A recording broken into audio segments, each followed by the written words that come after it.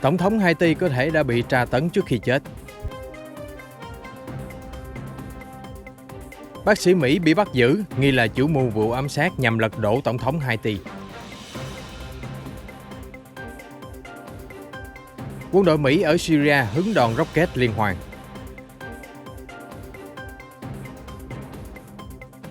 Cảnh tượng hoang tàn khi bão lửa càn quét ở Nga. Singapore, xe buýt lật ngang sau va chạm, 14 người đi cấp cứu. Cuộc thi Hoa hậu biển trở thành ổ dịch lớn ở Thái Lan, các thí sinh đối diện án hình sự. Mỹ bắt con trăng khổng lồ lạc vào trung tâm thương mại. Tất cả sẽ có trong bản tin đặc biệt cập nhật những tin tức nóng hổi nhất trên kênh FBNC.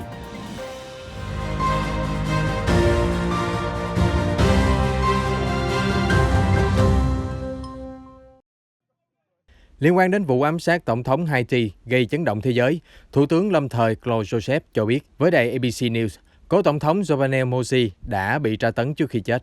Bọn lính đánh thuê đã ập vào dinh Tổng thống, tra tấn ông ấy rồi hạ sát. Chúng tôi đã bắt giữ khoảng 20 nghi phạm. Chúng đang bị giam giữ. Chúng tôi tin đã bắt đúng người và công lý sẽ được thực thi. Trích lời Thủ tướng lâm thời xúc động chia sẻ. Trước đó khoảng 1 giờ sáng ngày 7 tháng 7, một nhóm vũ trang đột kích tư gia của Tổng thống Moïse bắn nhiều vết đạn khiến nhà lãnh đạo Haiti tử vong. Theo nguồn tin của đại sứ Haiti tại Mỹ, các tay súng đã tự xưng là lực lượng chống chất cấm Hoa Kỳ để xâm nhập vào dinh thự. Tuy nhiên, thông tin này đều bị chính phủ Mỹ và Haiti phủ nhận. Trong cuộc phỏng vấn hôm thứ Sáu với đài ABC, Thủ tướng lâm thời Joseph cho biết ưu tiên hàng đầu của ông là tìm lại công lý cho cố Tổng thống và gia đình của ông. Vụ ám sát đã nhấn chìm Haiti vào cuộc khủng hoảng chính trị trầm trọng hơn. Haiti là một trong những nước nghèo nhất thế giới. Cơ quan cảnh sát Haiti hôm qua ngày 11 tháng 7 thông báo họ có thể đã bắt được một trong 3 kẻ chủ mưu vụ ám sát Tổng thống. Nghi phạm tên Emmanuel Sanon, 63 tuổi, là một bác sĩ ở bang Florida, Mỹ, có quê quán từ Haiti.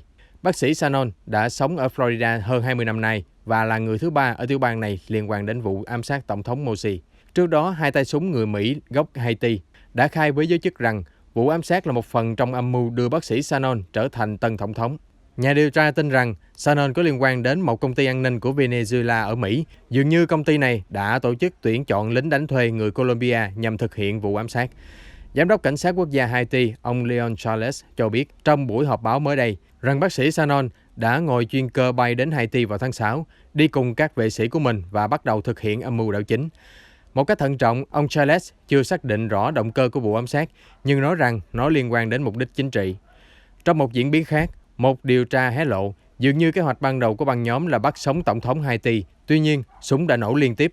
Các hình ảnh X-quang lan truyền trên mạng xã hội về kết quả khám nghiệm tử thi của cố Tổng thống cho thấy trên thi thể có nhiều vết đạn, hộp sọ và xương cũng đã bị nứt gãy nghiêm trọng. Theo hãng thông tấn Syria hôm 11 tháng 7 cho biết, một căn cứ Mỹ ở miền đông Syria lại vừa bị tấn công. Căn cứ này tọa lạc ở thành phố Deir ez-Zor, gần mỏ dầu Oma lớn nhất của Syria và bị tấn công bằng lựu đạn phóng từ rocket. Khói bốc lên nghi ngút sau đó. Tuy nhiên, chưa có báo cáo về thủ phạm hay thiệt hại theo sau vụ tấn công. Phía quân Mỹ và đồng minh cũng không đưa ra bình luận về sự cố này. Đây dường như là ngày thứ 2 liên tiếp mà căn cứ Mỹ ở miền đông Syria đã phải hứng đòn rocket liên hoàn. Bão lửa cháy rừng lớn cắt ngang qua vùng Chelyabinsk, nước Nga vào cuối tuần trước đã để lại cảnh tượng hoang tàn, trơ trọi. Vụ việc khiến ít nhất một người thiệt mạng và hàng chục ngôi làng bị thiêu rụi. Hiện tại, các ngôi làng bị chịu thiệt hại nặng nề nhất đã bắt đầu dỡ bỏ đống đổ nát và nỗ lực khôi phục cuộc sống. Trước đó, hàng trăm người đã phải di tản vào hôm thứ Sáu khi gió mạnh khiến lửa lan ra rất nhanh. Ngọn lửa bao phủ diện tích khoảng 14.000 hectare, khiến 18 người bị thương, gần 50 ngôi nhà cháy thành tro bụi. Một người đàn ông 78 tuổi từ chối di tản và sau đó giới chức đã tìm thấy thi thể của ông, theo các hãng tin truyền thông của Nga đưa tin. Tổng thống Vladimir Putin đã trao đổi qua điện thoại với thống đốc vùng, yêu cầu chính quyền địa phương nhanh chóng hỗ trợ tái thiết các ngôi làng đã bị tàn phá. Nước Nga thường xuyên chứng kiến thảm kịch cháy rừng trong những năm gần đây, đặc biệt là ở vùng Viễn Đông. Liên quan đến vụ sập chung cư thảm khốc ở bang Florida, Mỹ, giới chức hôm qua ngày Chủ nhật cho biết họ hy vọng có thể kết thúc quá trình tìm kiếm nạn nhân trong vài tuần tới. Tuy nhiên, không thể biết chính xác mốc thời gian hoàn thành nhiệm vụ. Thị trưởng hạt Miami-Dade, bà Levin Cava, cho biết đội cứu hộ đến giờ đã tìm thấy 90 thi thể, tăng lên 4 nạn nhân so với những ngày trước đó. Những nạn nhân vừa được phát hiện bao gồm 3 trẻ em, còn lại 31 người vẫn còn đang mất tích. Công cuộc tìm kiếm đã kéo dài 2 tuần với khoảng 7.000 tấn bê tông đã được dỡ bỏ khỏi hiện trường. Hai xe buýt bất ngờ tông vào nhau ở trạm Bukit Batok ở Singapore vào khoảng 5 giờ chiều ngày hôm qua, 11 tháng 7, khiến một chiếc xe bị lật nằm ngang và có ít nhất 14 người bị thương phải nhập viện điều trị. Có tất cả 3 tài xế và 15 hành khách liên quan đến vụ tai nạn. Tất cả hành khách đều ngồi trên chiếc xe bị lật, trong khi xe buýt còn lại chỉ có 2 tài xế điều khiển. Theo báo Straits Times, chiếc xe buýt vắng khách đang quay đầu thì tông thẳng vào phương tiện còn lại, khiến nó văng trúng hàng rào chắn và bị lật ngang. Cảnh sát đang điều tra nguyên nhân vụ tai nạn. Trong khi đó, công ty vận hành xe buýt Tower Transit đã gửi lời xin lỗi, đồng thời cam kết hỗ trợ cho những hành khách bị thương trong vụ việc. Cảnh sát an ninh quốc gia Hồng Kông sáng nay ngày 12 tháng 7 lại tiếp tục bắt giữ 5 người liên quan đến âm mưu cài thiết bị nổ ở nhiều địa điểm trong thành phố. Nguồn tin cảnh sát cho biết toàn bộ nghi phạm nằm trong một tổ chức đòi độc lập cho Hồng Kông. Cụ thể vào sáng nay, có 4 người đàn ông và một phụ nữ bị bắt sau hàng loạt vụ truy quét của cảnh sát trên nhiều địa bàn bao gồm Cửu Long, Quan Đường và Trại Loan. Họ đã bị áp giải về các đồn cảnh sát khác nhau nhưng chưa nhận bất kỳ cáo buộc nào. Cách đây một tuần, cảnh sát Hồng Kông đã bắt giữ 9 người, bao gồm 6 học sinh cấp 2, liên quan đến một tổ chức có tên Sự trở lại của lòng dũng cảm. Cảnh sát cho rằng đây là tổ chức cực đoan muốn tấn công vào nhiều địa điểm khắp thành phố. Cảnh sát cũng đột kích vào một nhà nghỉ thuộc khu vực mua sắm sầm uất Tim Sa Trĩ. Giới chức cho hay, cơ sở này đã được cải hoán thành một nhà máy sản xuất chất nổ. Cảnh sát Thái Lan hôm qua ngày 11 tháng 7 cho biết đang điều tra tổ chức và các thí sinh tham gia vào cuộc thi sắc đẹp Miss Grand Samut Sakhon diễn ra tại Bangkok vào cuối tháng 6. Đêm chung kết cuộc thi này biến thành sự kiện siêu lây nhiễm với 22 người mắc Covid-19 tính đến nay. Theo nguồn tin của cảnh sát, cuộc thi được cấp phép tổ chức nhưng tất cả mọi người tham dự phải đeo khẩu trang, thực hiện giãn cách và các quy định phòng chống Covid-19 khác. Tuy nhiên, thực tế là các thí sinh cuộc thi và ban tổ chức đã vi phạm nhiều biện pháp chống dịch. Tất cả họ có thể sẽ đối diện với cáo buộc hình sự.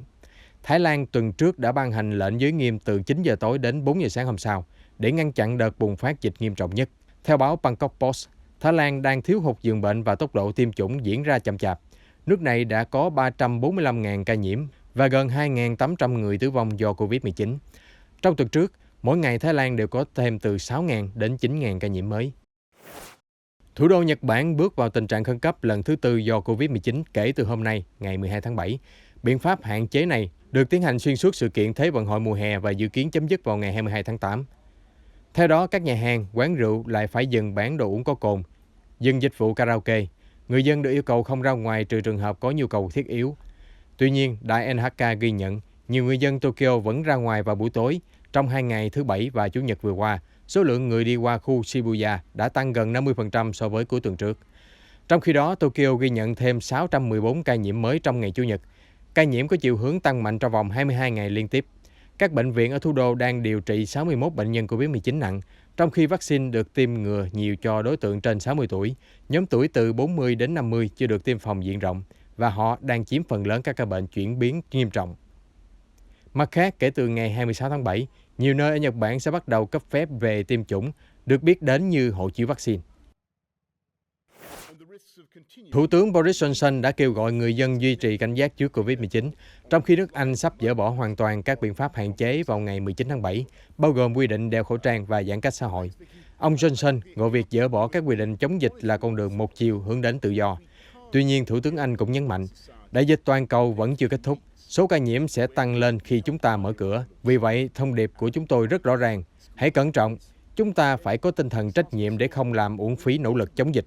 Anh Quốc hiện là nước có tốc độ tiêm chủng nhanh hàng đầu thế giới, với 87% người trưởng thành đã tiêm ít nhất một liều vaccine và 66% đã hoàn thành chủng ngừa Covid-19. Tuy nhiên, tỷ lệ số ca nhiễm Covid-19 mới trong những tuần qua cũng đã tăng lên nhanh, đạt mức xấp xỉ làn sóng dịch nghiêm trọng vào mùa đông năm ngoái.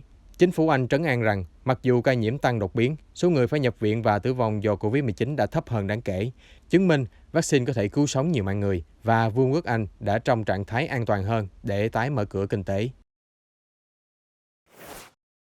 Miền Tây Bắc nước Nga tiếp tục trải qua đợt nắng nóng khắc nghiệt vào ngày 11 tháng 7, nhiệt độ cao hơn 10 độ C so với cùng thời điểm năm ngoái, khiến món kem lạnh tan chảy chỉ trong nháy mắt. Ở thành phố Pskov, nhiệt độ cao tới 32 độ C, trong khi nhiệt độ vào tháng 7 năm ngoái chỉ có 24 độ C. Ở Mỹ, nhiều tiểu bang phía Bắc cũng ghi nhận tháng 6 nóng nhất trong lịch sử. Nguyên nhân là do biến đổi khí hậu. Tại tiểu bang Louisiana, Mỹ, một con trăng miến điện có tên Kara dài 3,6 mét, nặng 6,8 kg, đã sống chuồng từ vườn thú Blue. Cảnh sát và lính cứu hỏa đã tìm kiếm suốt 2 ngày liên tiếp nhưng không có manh mối gì. Sau đó, chuyên gia bò sát đã vào cuộc giúp đỡ. Đến chiều ngày 8 tháng 7, phát hiện con trăn đang ẩn náu trên trần nhà một trung tâm thương mại. Ngay lập tức, 140 cửa hàng ở trung tâm mua sắm phải đóng cửa. Tiếp theo, các chuyên gia bò sát cũng đã dùng thang để bắt lấy con trăn và đưa nó trở về nhà. Trăn Cara thuộc về một loài không có độc. Cuộc du ngoạn bất ngờ của Cara may là không gây ra hậu quả đáng tiếc nào. Và một bài kiểm tra sức khỏe cũng cho biết thể chất của Cara rất tốt, không bị thương sau khi đi lạc.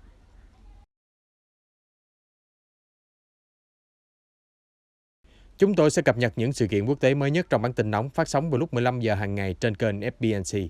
Mời quý vị đón xem.